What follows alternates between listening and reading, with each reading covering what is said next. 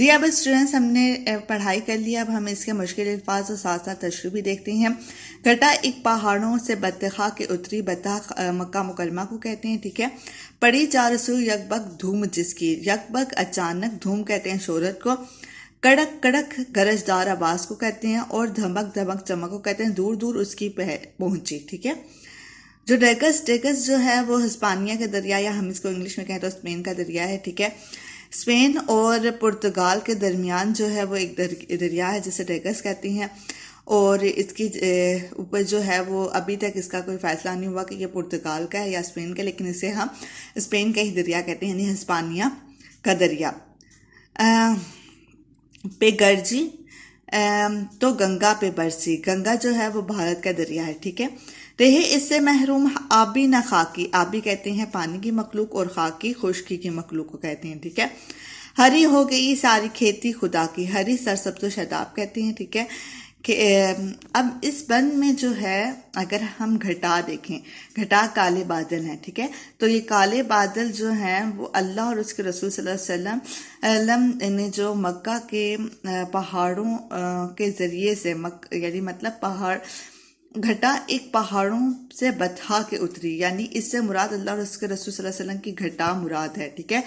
یعنی آپ صلی اللہ علیہ وسلم نے آ کر یہ کالے گھٹا مکہ سے ہٹائی، اور اس کی جو ہے اور اسلام کا بول بالا کیا، اسلام کو پھیلایا، اور اس کا نہ صرف دھوم جو ہے وہ مکہ تک پھیلی بلکہ پوری دنیا میں پھیل گئی، ٹھیک ہے۔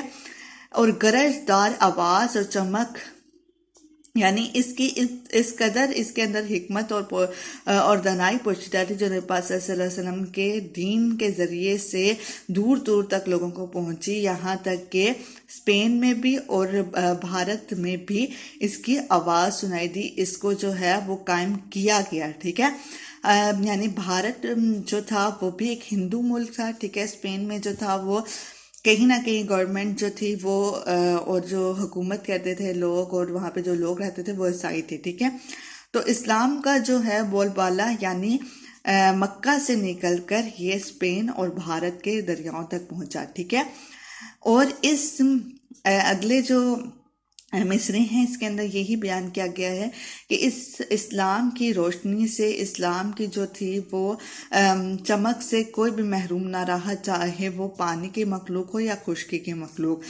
سرسبز و شاداب، یعنی جو کھیتی پہلے سوکھی ہوئی تھی اس کے اندر کوئی ہریالی نظر نہیں آتی تھی، وہ خدا کی کھیتی سرسبز و شاداب ہوگی، ٹھیک ہے۔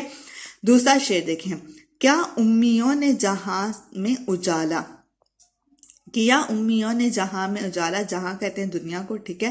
جہاں یعنی دنیا کے پورا نظام، ٹھیک ہے۔ امیوں، امی کی جمع جو پڑھنے لکھنا نہ جانتا ہو، اجالا روشنی کو کہتے ہیں، ہوا جس سے اسلام کا بول بالا کہتے ہیں چھا جانا، مقام و مرتبہ بلند ہونا، ٹھیک ہے۔ بتوں کو عرب اور عجم سے نکالا، ٹھیک ہے۔ عجم کہتے ہیں جو عرب سے نہ ہو، ٹھیک ہے، غیر عرب۔ ہر ایک ڈوبتی ناؤ کشتی کو کہتے ہیں کو جا سنبھالا، زمانے میں پھیلائی توحید مطلق یعنی اللہ کی عبادت لگی آنے گھر گھر کے سے آواز حق کہتے ہیں اللہ کی ذات کو، ٹھیک ہے۔ یہاں پہ اگر آپ اجالا دیکھیں تو اجالا روشنی ہے، ٹھیک ہے۔ یہی روشنی اس پورے شعر کو احاطہ کیے ہوئے، ٹھیک ہے۔ اسی پورے بند کا اور مسدس کا احاطہ کیا ہوا ہے کہ یعنی یہ روشنی جو تھی، امی جو ان پڑھ تھے، آپ صلی اللہ علیہ وسلم پڑھے لکھے نہیں تھے، اور آپ صلی اللہ علیہ وسلم کے جو ساتھی تھے وہ پڑھے لکھے نہیں تھے، لیکن جب اسلام پھیلا آپ صلی اللہ علیہ وآلہ وسلم کو اللہ تعالیٰ نے پڑھنا اور لکھنا سکھا دیا، یعنی مطلب دین حق کے سربلندی کے لیے ایک ان پڑھ انسان کو اللہ تعالیٰ نے دین سے نواز دیا، علم و حکمت سے نواز دیا، اور آپ صلی اللہ علیہ وسلم کے علم سے، ٹھیک ہے۔ آپ صلی اللہ علیہ وسلم کو قرآن پاک میں باقاعدہ کہا گیا کہ پڑھیں ربی زدنی علما، ٹھیک ہے۔ تو کہہ دیجئے جب آپ صلی اللہ علیہ وسلم نے ربی زدنی علما پڑھا تو اے میرے علم میں اضافہ فرما، اس کی دعا کی گئی۔ پھر ربی اشرح لی آپ صلی اللہ علیہ وسلم کو قرآن پاک میں دی گئی جو حضرت موسیٰ علیہ السلام نے دعا کی تھی، ٹھیک ہے۔ اس کا کیا مقصد تھا کہ جو ہے ہم جو امی تھے یعنی مطلب ان پڑھ تھے انہیں پڑھنے لکھنا آ گیا، ٹھیک ہے۔ ان کے ذریعے سے پوری دنیا میں روشنی پھیلی، پورا دنیا جو تھی وہ اسلام کی روشنی سے منور ہو گئی، ٹھیک ہے۔ اور پھر آپ صلی اللہ علیہ وسلم کے جو ساتھی تھے وہ بھی جو ہے وہ پڑھنا لکھنا نہیں جانتے تھے، لیکن آپ صلی اللہ علیہ وسلم کی تربیت سے اور اللہ تعالیٰ کی یعنی مطلب حاکمیت سے، اللہ تعالیٰ کی مرضی سے وہ لوگ مسلمان ہوئے اور انہوں نے تمام جہاں میں اس کی روشنی پھیلا دی۔ اسلام کا بول بالا ہو گیا، اسلام تمام دنیا میں چھا گیا، ٹھیک ہے۔ عربوں کے اندر یعنی مطلب خانہ کعبہ میں بھی اس ٹائم 360 بت تھے، اور پھر بتوں کو عرب سے نکالا اور عجم سے نکالا، ٹھیک ہے۔ غیر عرب یعنی مطلب جو عرب ممالک ہے نا، عرب ممالک کو عرب کہتے ہیں جو عربی بولتے ہیں، ٹھیک ہے، عربی بولنے والوں کو، جیسے عراق، مصر، شام، فلسطین اور یعنی مطلب اسی طریقے سے سعودی عرب، ٹھیک ہے، جہاں پہ عرب ممالک کہلاتے ہیں، ٹھیک ہے۔ تو یہ جو عرب ہیں یہاں ادھر سے نہ صرف بتوں کو نکالا گیا بلکہ عجم سے بھی۔